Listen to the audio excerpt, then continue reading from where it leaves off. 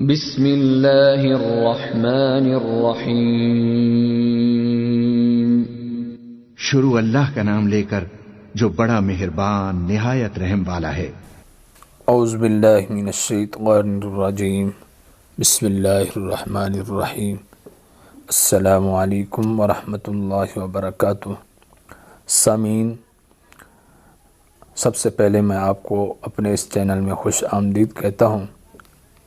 سامعین، جیسا کہ پچھلی ویڈیو میں ہم نے بتایا تھا کہ تجوید کے اہم رکن دو ہیں، مخارج الحروف، صفات الحروف۔ مخارج الحروف کے اسباق ہم نے اپنے چینل میں آپ کی خدمت میں پیش کر دیے۔ انشاءاللہ آج جو ہے وہ تجوید کا دوسرا جز یعنی صفات الحروف آپ کی خدمت میں پیش کریں گے، اور صفات الحروف میں چند صفات انشاءاللہ آج کے سبق میں پڑھیں گے۔ سبق شروع کرنے سے پہلے اگر کسی بھائی نے بہن نے ہمارے چینل کو سبسکرائب نہیں کیا تو ان سے گزارش ہے کہ ہمارے چینل کو سبسکرائب کر لیں اور لائک کر لیں تاکہ اس طرح کی آنے والی ہر ویڈیو آپ تک پہنچتی رہے۔ سامعین، اگر آپ میں سے کوئی بھی شخص ہم سے آن لائن قرآن مجید پڑھنا چاہے تو ہمارا نمبر سکرین پر موجود ہے، آپ اس نمبر پہ رابطہ کر سکتے ہیں۔ آئیے سبق شروع کرتے ہیں۔ آج ہم صرف 3 صفات پڑھیں گے۔ سامعین، صفات الحروف میں سے ایک صفت شدت ہے۔ شدت کا مطلب ہوتا ہے سخت ہونا، یعنی حرف کے ادا کرتے وقت آواز کا ایسی قوت سے ٹھہرنا جس سے آواز بند ہو جائے۔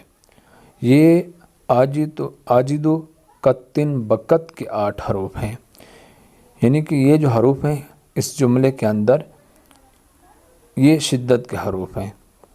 ان کو ادا کرتے وقت آواز ایسی قوت سے ٹھہرے جس سے آواز بند ہو جائے۔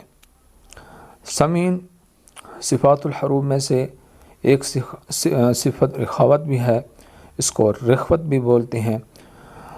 اس کا مطلب ہوتا ہے نرم ہونا، یعنی حروف کے ادا کرتے وقت آواز ایسی کمزوری اور نرمی سے ٹھہرنا جس سے آواز جاری رہے، اور شدیدہ حروف کے علاوہ باقی 16 حروف رخوہ ہیں۔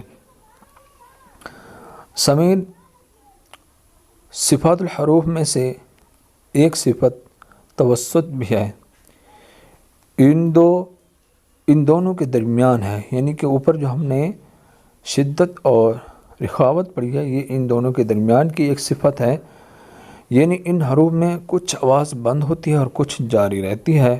یہ لین عمر کے 5 حروف میں ہے اور ان کو متوسطہ بینہ بھی کہتے ہیں۔